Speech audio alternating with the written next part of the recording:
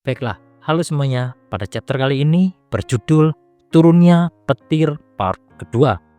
Melanjutkan chapter sebelumnya, Urek sejenak berpikir bahwa kemampuan Leo bukanlah berkah dari Lady Mako, tetapi masih ada satu lagi di menara ini, yaitu Aubryon. Lalu Urek pun bergegas dan berlari mengingat seseorang laki-laki. Di sisi lain, Urek berpikir bahwa Neo pasti telah mengambil permata itu. Urek berniat untuk bajingan itu menjadi hidupnya seperti neraka. Saat Urek sedang berlari, Mano yang dengan posisinya memantau akan mengambil foto dari Urek yang sedang berlari. Namun Urek yang telah menyadarinya langsung bergerak seperti kilat sudah berada di belakang Mano. Hal itu membuat Mano sangat terkejut karena ketahuan oleh Urek. Tak lama Urek pun menanyakan apa yang akan diperbuat oleh Mano. Melihat kecepatan dari Urek Mazino, Mano mencoba untuk menghindar, namun lagi-lagi Urek terus mampu membelakangi tubuh dari Mano. Hal itu membuat Mano gugup dan berkeringat. Urek pun lalu mengancam Mano mengapa Mano mengambil foto darinya, dan jika tidak ingin mati, Urek ingin HP milik Mano diberikan kepadanya. Karena tidak punya pilihan, Mano pun memberikan handphonenya. Lalu Urek pun beranjak pergi. Akan tetapi Mano ternyata masih memiliki HP yang lain dan akan mengambil foto Urek dari belakang sambil berkata, "Aku mendapatkanmu." Namun hal tak terduga terjadi.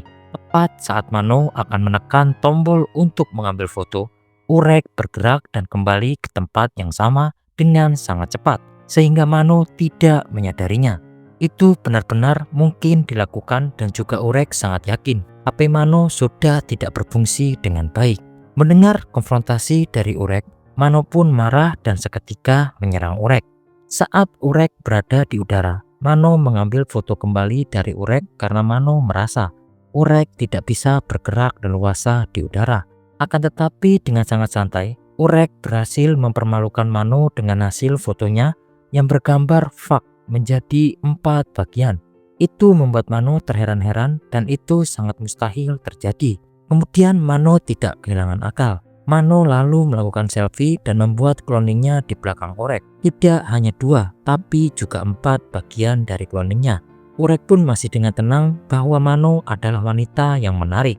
Urek pun maju menyerang Mano dengan kecepatan tinggi. Saat Mano mengambil foto, lagi-lagi cloningnya semakin banyak. Tapi hal itu tidak membuat Urek risau karena dikelilingi oleh cloning dari Mano.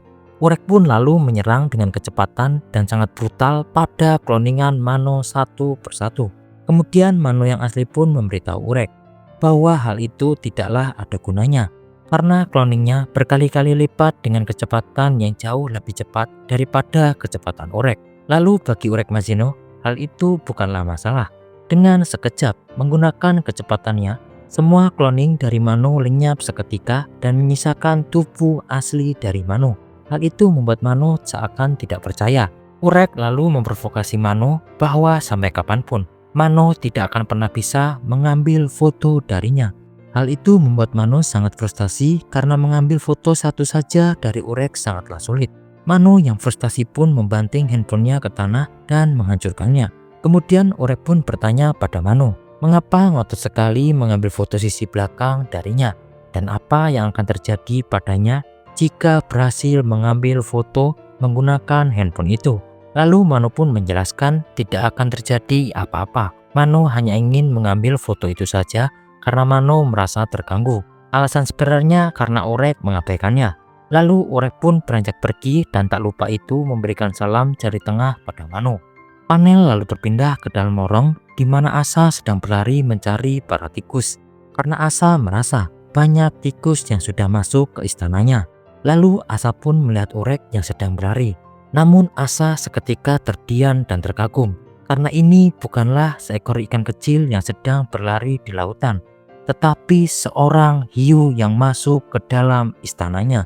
Panel lalu berpindah di tempat Neo dan juga Cengkyum yang berada di depan bunga Lady Mako. Neo sejenak terdiam dan sedang menggenggam sebuah permata berwarna kuning yang diberikan oleh Leo. Tak lama Urek pun tiba dan memanggil Neo. Lalu Neo dan Cengkyum pun langsung terkejut akan kehadiran Urek. Lalu Urek pun meminta Cengkyum untuk memberikan 3 permata yang sedang Cengkyum pegang. Urek pun sambil mengancam hal itu kepada Cheng Gyum. Lalu tiba-tiba Neo menusuk Urek Mazino menggunakan permata yang diberikan oleh Leo. Neo pun meminta maaf kepada Urek karena dirinya mempunyai sebuah permintaan pada Lady Mako. Setelah permata itu ditusuk, Lady Mako pun merasakan kekuatan yang sangat melimpah berada dalam tubuhnya. Ditutup pada chapter kali ini, kepala keluarga Kunetan yang berada di luar istana merasakan sesuatu yang berada di dalam istana, lalu meminta para anak-anaknya untuk melihat dan masuk ke dalam. Di sisi lain ada seorang pria misterius yang mungkin adalah pria yang berasal dari luar menara juga di dalam istana tersebut. Dan juga di sisi lain Urek Mazino yang tiba-tiba matanya terpejam. Baiklah, sekian pembahasan untuk chapter kali ini. Terima kasih dan sampai bertemu di next video. Bye bye.